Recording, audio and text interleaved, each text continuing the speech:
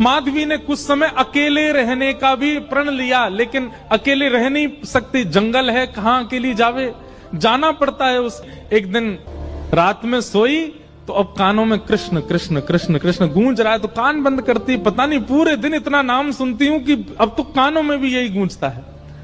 कान बंद करके सोती है तो स्वप्न में कृष्ण ऐसे हैं। अब कृष्ण देखे नहीं है, लेकिन उसको श्याम वर्ण, पीली पीतांबरी, वंशी, मोर पिच्छ सब अनुभव होता है। उठ के बैठ जाती है, नेत्रों को मीटती है, क्या करूं मैं, नहीं चाहती ये स्वप्न मुझे आवे। अब धीरे धीरे माधवी की स्थिति ऐसी होने लगी कि अब वो ना चाह करके भी कृष्णमयी ही हो गई है। रात्रि में सोती, अचानक उठ बैठती है, ऐसा लगता है मानो जैसे उसका हाथ पकड़ लिया हो।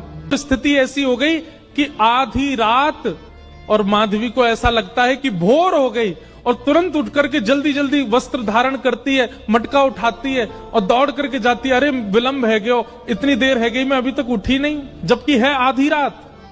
दिन रात सब परिवर्तित हो गया। पहुंच गई यमुना तट, और यमुना तट जाकर के देखा एक भी गोपी नहीं है, तो माधवी को लगा कि मैं विलंब से आई हूं, सब शायद जल भर के चली गई हैं। जल भर के रोज जाती है माधवी, लेकिन आज पता नहीं उस पात्र में इतना भार कहां से आ गया कि स्वयं ही नहीं उठा पा रही है। इधर उधर देखने लगी, याचना करने लगी, कोई तो आवे, कोई तो उठा दे। और तभी कोई नहीं है वहां। नंद नंदन श्याम सुंदर चलते हुए आ रहे माधवी के पास। माधवी की मति घूम गई है, आधी रात ही आ गई, और तभी ठाकुर जी वहां पहुंच गए। पहले तो चाल देखी तो चाल पर मोहित हुई, फिर जब वक्ष देखा तो वक्ष पर, जब हाथ देखे तो हाथ की चलन पर मोहित हो गई, और मुख देखा तो भूल गई सुध बुध। ठाकुर जी आए और आकर के मंद मुस्काए के बोले, हेरी गोपी, उचाए ना पा रही, चल ले मैंने एक हाथ लगा दूं, उचाले याकू।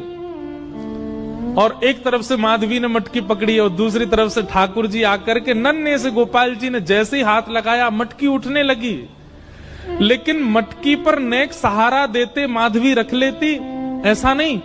ठाकुर जी मटकी उछा के, जैसे जैसे मटकी उछ रही है वैसे वैसे ठाकुर जी लंबे होते जा रहे हैं, और बिल्कुल माधवी के नेत्रन के सामने आकर के खड़े है गए। कटाक्ष नेत्रों के सामने कोई गोपी टिक नहीं पाती, और माधवी को ठाकुर जी प्रत्यक्ष देख रहे हैं, सामने खड़े हैं। और वो एक क्षण के लिए जो रूप माधुरी का दर्शन हुआ,